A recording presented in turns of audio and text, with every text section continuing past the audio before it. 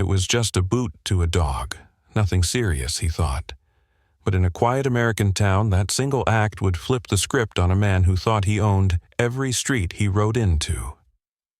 At 42, Buck Rawlins was the kind of biker you'd cross the street to avoid. Leader of the outlaw crew Iron Vultures, Buck had ridden through dusty backroads and loud bars from Texas to Tennessee, always leaving behind stories of bar fights and broken noses. But when his boots hit the pavement of Crescent Ridge, a sleepy mountain town in Colorado, he didn't expect a pair of calm dogs and the quiet man sipping tea behind them to change everything. What Buck didn't know was the man inside wasn't just some retiree escaping city life. He had a past, a serious one. And Buck just kicked the wrong dog. One wrong move, a single kick to a dog. That's all it took to turn Buck Rawlins' world upside down. But what he didn't know, he wasn't the toughest guy in town anymore. Buck Rawlins thought he was untouchable. At 42, a grizzled biker and the leader of the Iron Vultures, Buck had rolled into towns all across the Midwest, leaving a trail of fear and stories. He wore his leather jacket like armor, and his beard, thick and wild, made him seem even more menacing. On that sunny afternoon in Crescent Ridge, Colorado, his gang was ready to tear up the town. But all it took to shatter Buck's sense of control was a golden retriever and a Doberman sitting outside a small cafe. Laughing with his gang, Buck kicked the golden retriever lightly, just to see it flinch. It wasn't meant to hurt the dog, just a little fun at the expense of something so harmless. But as the dog yelped in surprise, something in the air shifted. The Doberman stood, muscles tense, eyes locked on Buck. People around the cafe froze. They knew that wasn't just any dog. And then, without a word, the door opened. A man, calm and focused, stepped outside. Jason Statham. Buck didn't know it yet, but he'd just kicked the wrong dog, and the wrong man. Jason, a quiet presence, moved with the precision of someone who'd seen far more dangerous situations than a biker's prank. With a single step, he had already made Buck realize this wasn't just a dog. This was about to become his worst mistake. Stay tuned. You won't believe what happens next. He thought it was just a joke. A little kick to a dog, nothing more. But in that quiet town where people knew how to mind their business, Buck Rawlins had just made the biggest mistake of his life. Buck Rawlins had always been the type to demand respect without asking for it. At 42, with his leather jacket, thick beard, and gang of rowdy bikers, he ruled every street he rode on. But that day in Crescent Ridge, Colorado, something shifted in the air, like the calm before a storm. Buck and his Iron Vultures pulled into the sleepy town looking for trouble, ready to stir things up and claim the streets. That's when he saw them, the two dogs sitting quietly outside a little cafe. A golden retriever and a Doberman, both well-groomed, both calm, the kind of animals you'd see in a commercial for peace of mind. Buck smirked. It was the perfect opportunity to get a rise out of his gang. With a chuckle, he gave the golden retriever a light kick. It wasn't meant to hurt, just to make it flinch. The dog yelped in surprise, stumbling back, and for a moment everything went still. But it was that moment that changed everything. The Doberman stood tall, alert, a silent protector. And then, like a shadow, a man stepped out from the cafe, calm and composed. No shouting, no threats. Just the quiet authority of someone who'd seen enough chaos in his life to know exactly how to deal with it. Jason Statham. Buck's smirk faltered. The man didn't even blink. Jason's eyes, cold and focused, locked onto Buck's with a quiet promise of something much bigger than a street fight. The gang watched as their leader, who'd never backed down from anyone, took that first step back. What happens next will make you question everything you thought you knew about strength and control. Buck Rawlins had faced bar fights, outlaws, and the roughest backroads of the South, but he'd never gone up against a man who didn't need to raise his voice to make an entire town hold its breath. As Jason Statham stepped closer, the cafe crowd fell into a hush. You could feel it in the air, that heavy, silent kind of tension that settles right before lightning strikes. He wasn't rushing. He didn't puff his chest or bark threats. No, Jason moved like a man who had already won, like someone who had nothing to prove, and everything under control. Buck tried to stand his ground, arms crossed, still forcing a smirk, but his eyes betrayed him. There was uncertainty now. Something about Jason's calmness was more intimidating than any fight he'd ever been in. Then, it happened. In one sudden, fluid motion, Jason closed the gap, swept Buck's leg with surgical precision, and sent the biker crashing to the pavement. Gasps rippled through the crowd. The toughest man in the Iron Vultures, flat on his back without a punch thrown. Buck scrambled up, red-faced, trying to reclaim his pride, but Jason didn't gloat. He simply stood there, steady, unshaken, eyes locked. "You kicked my dog," Jason said, voice low and sharp as a blade.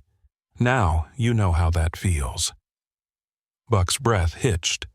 For the first time, his gang didn't laugh. They watched in stunned silence, the weight of the moment sinking in. And just when Buck thought things couldn't get worse, he reached for something that would change the game completely.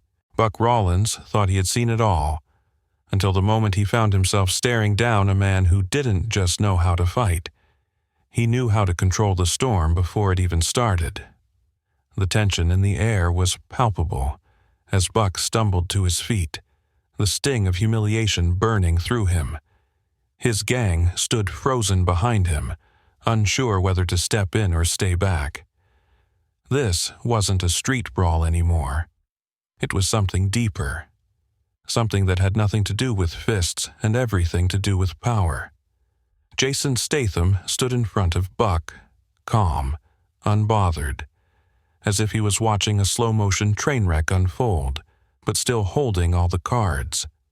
His eyes never left Buck's, like a lion observing its prey before deciding the final move. Buck, desperate to regain his composure, felt his pride clenching his fists. He couldn't back down. Not in front of his men, not in front of the entire town. But he'd never faced someone like Jason before. The man didn't need to shout or threaten. He only had to be. And somehow, that made Buck feel smaller than he ever had. His gang, the once fearless crew that followed him without question, now hesitated, unsure whether to stick by him or make a run for it. And then, with a sudden, almost imperceptible movement, Buck did the unthinkable. His hand shot to his pocket, pulling out a small pocket knife. The crowd gasped, a few stepping back in alarm, but Jason didn't flinch. His face remained serene, as if he'd anticipated every move Buck might make. "You really think that's going to change anything?" Jason's voice was soft, but carried the weight of 1,000 unspoken threats. "You pulled a knife, but it's already over." Jason moved with lightning speed, grabbing Buck's wrist before the knife could even get close, twisting it with ease. Buck gasped in pain as the blade clattered to the ground. The crowd, now silent, watched as Jason tightened his grip, keeping Buck immobilized, completely in control. Jason leaned in, his voice low enough for only Buck to hear. "That's how it feels to be helpless.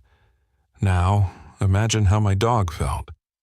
It wasn't just about a dog anymore, it was about understanding real power. In that moment, Buck Rawlins learned something he'd never known before, the difference between strength and power. And it wasn't something you could find by throwing punches or carrying a knife. The silence hung heavy in the air, thick as molasses, as Buck stood frozen, his wrist still aching from Jason's iron grip. The knife lay at his feet, discarded and powerless. His gang, who'd followed him through thick and thin, stood motionless behind him, watching their leader falter in front of this quiet man.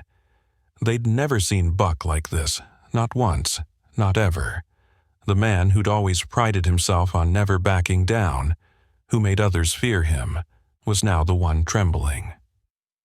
Jason, as if he'd already delivered his message, didn't gloat. He didn't smirk or shout. His presence alone had shattered Buck's illusion of invincibility. "You made your choice," Jason said softly, almost pitying. "But now you understand what it feels like to be weak." For a moment, Buck's pride screamed at him to fight back, to prove that he could still hold his own. But the truth was inescapable. He wasn't the toughest guy in town anymore, and nothing in his life had prepared him for this kind of loss. The crowd, every person who had quietly watched from the sidelines, felt it too. Some people sighed with relief, while others couldn't hide the small, knowing smiles that tugged at their lips. The Iron Vultures stood uncertain, no longer the gang that had swaggered into town just hours ago. It wasn't just about the fight. It was about knowing when to let go and when to walk away. What happens when the toughest man in the room realizes he's not the toughest at all? Buck Rollins was about to find out, and it was going to hit him harder than any punch ever could. The air in Crescent Ridge was still thick with tension, the sounds of Buck's gang shifting nervously in the background. But Buck, despite his pain, couldn't bring himself to move. He stood there, shaken, his pride crumbling to dust. The gang that had once looked to him for leadership now stood uncertain. They'd seen their leader fall, and not to a rival gang or the law, but to one man. A man who hadn't needed to raise his voice or even break a sweat to make him fall. Jason didn't wait for Buck to make the first move. He just watched as the silence stretched longer. It was clear. Jason had already won. Not through physical force, but through control. Through knowing when to strike and when to remain calm. And with a few simple words he had reminded Buck that there were bigger things in the world than just showing off your muscles or your knives. "You kicked my dog," Jason repeated, this time with a touch of finality. "Now you know how it feels to be helpless." For the first time in his life, Buck felt like the tables had turned. His thoughts were a whirlwind of confusion, embarrassment, and anger. He wanted to scream, to fight back, but he knew deep down it was over. With a deep, shaky breath, he slowly turned away, a man humbled. His gang hesitated, then followed him, unsure if they were still following the same fearless leader they had before. Sometimes the toughest man doesn't need to raise his fist. Sometimes the real strength is in knowing when to walk away. The story of Buck Rollins and Jason Statham teaches us that true strength isn't about physical power or intimidation. It's about control, wisdom, and knowing when to act and when to walk away. In life, we often mistake bravado for confidence and confrontation for power. However, the real strength lies in understanding our limitations, remaining calm in the face of adversity, and handling challenges with grace.